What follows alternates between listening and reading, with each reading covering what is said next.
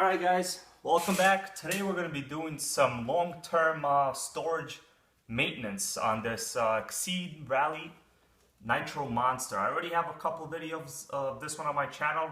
You guys feel free to check it out. The last one I did was basically I took it out of storage and I started the nitro engine for the first time after I think it was a little over 2 years.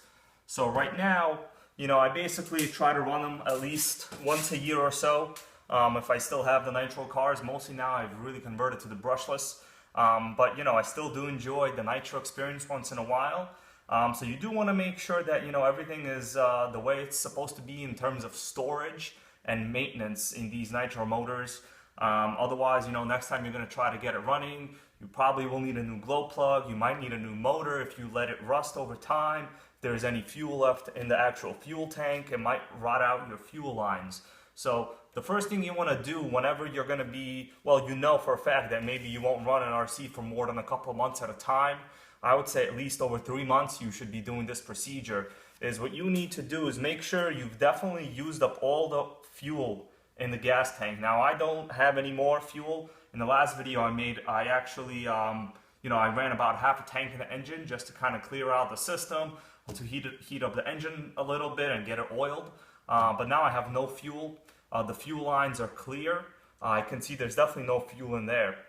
So the first thing you want to do, you know, if this is not really a key thing, you might want to take out your batteries.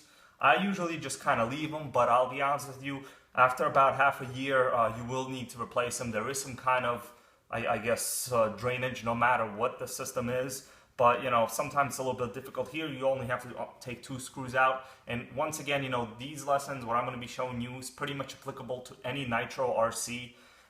So, you know, in this case, I'm going to leave the batteries in there because I already used a set that wasn't that great last time. So I really don't care about that.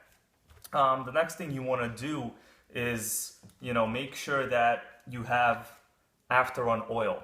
So this is the brand I use. It's Hobbico After-Run Oil. It costs a little bit, I think less than $3. You can get it online or at any hobby store.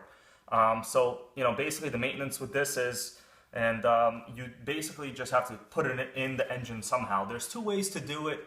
You know, you could either take out the glow plug.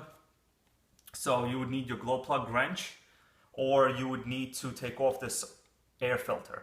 Now, the method I normally do is I remove the air filter.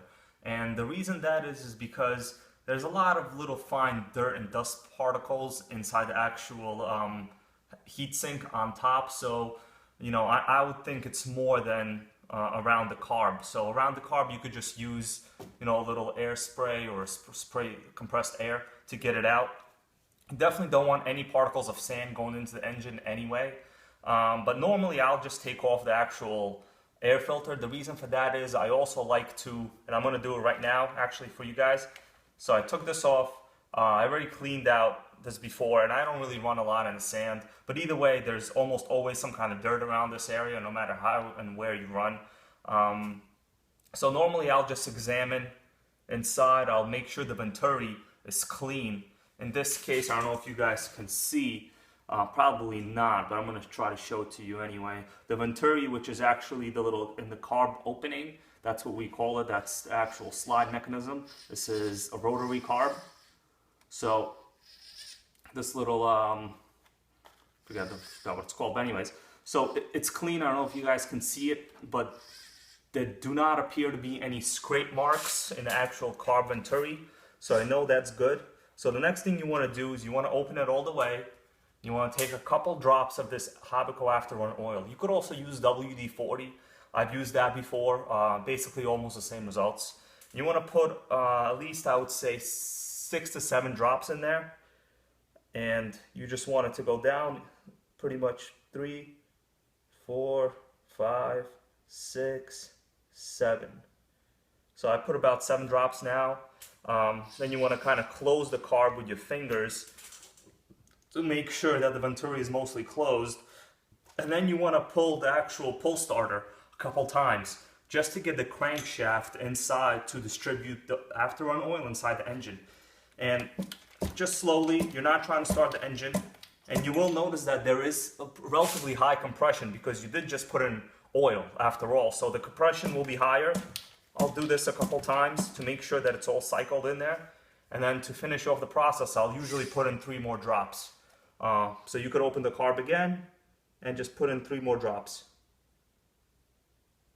All right. So put in the drops. Now also keep in mind, you don't want to be putting too much of this oil in there. The reason is basically it's gonna, well, next time you go to start the engine, you're gonna have to burn off all that oil. I don't know if you saw my last video, but I started it up a couple, maybe I think 2 weeks ago, and it was relatively hard to start to begin with. Kept turning off, but after a while it did burn off the oil. So this oil will have to be burned off either way. So if you put more than, let's say, 10 drops on average, and this is a 0.18 size motor, so let's say maybe you'll need 20% more for a 0.21 or a 0.25, but it's fairly negligible. You don't want to overdo it on this afterrun oil. You just want to make sure that when you pull the pull starter that you do have higher compression than what you began with. That's actually key. That's how you know that you have enough oil in there. Then you want to make sure you put the air filter back on. This is a relatively cheap one, so it's actually the rubber is very malleable. It's very soft, so it's a little bit harder to get on. You have more of a pro brand name one from maybe a Motor Saver or like an HPI or a Traxxas air filter.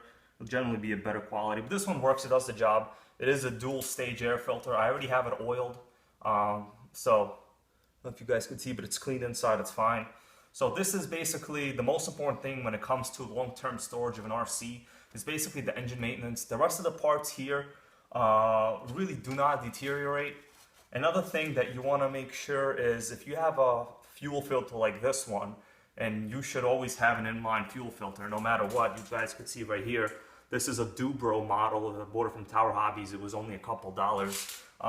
Every once in a while I will unscrew it, and there's a little mesh element inside, and you do need to wash it out, and almost always I will find sand, some kind of dirt in there. So believe it or not, dirt does manage to find its way into the gas tank, and most gas tanks, including I think this one, already have I think it's called a sand filter, some kind of stone filter at the bottom. Either way, so there already is a fuel filter in most of these RCs, but believe it or not, there's almost always dirt in the secondary fuel filter as well. But I've managed to keep my nitro engines running. I've actually almost, other than my first RC nitro engine, I've never destroyed or wore out a nitro engine so much that it didn't idle or start or run well.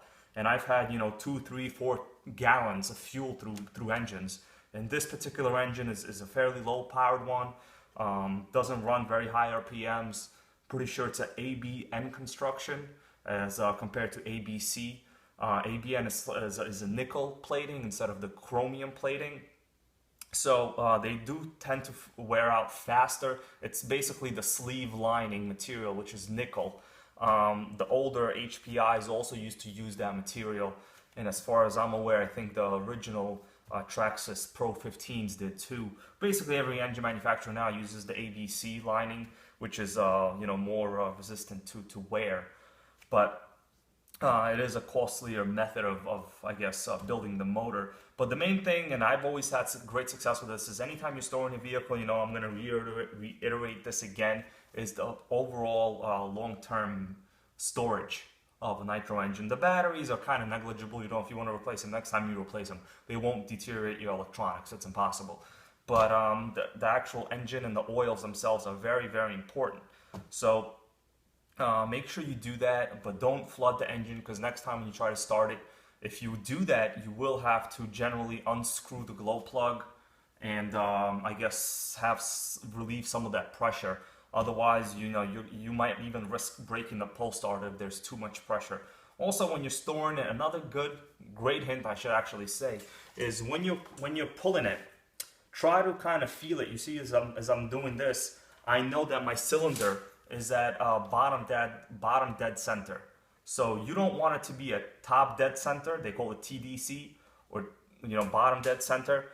Because that's where most of the compression is, and I guess that's where the sleeve is the tightest. So you want it to kind of be in the middle. So as you're pulling it, kind of have it, you'll feel it like in the stroke.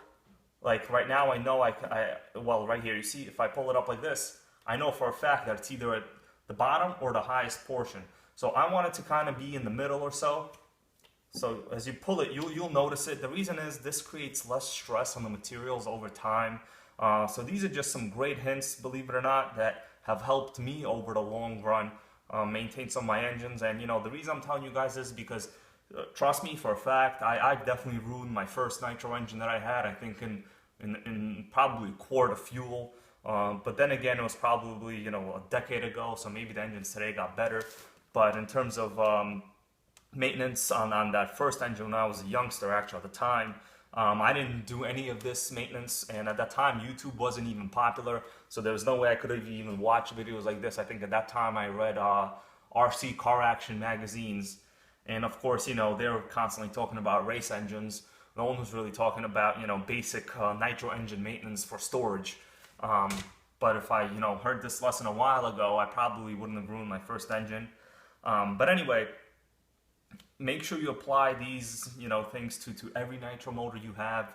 You know, anytime you're storing it over, let's say, a couple months at a time, get yourself some of this Habaco after-run oil.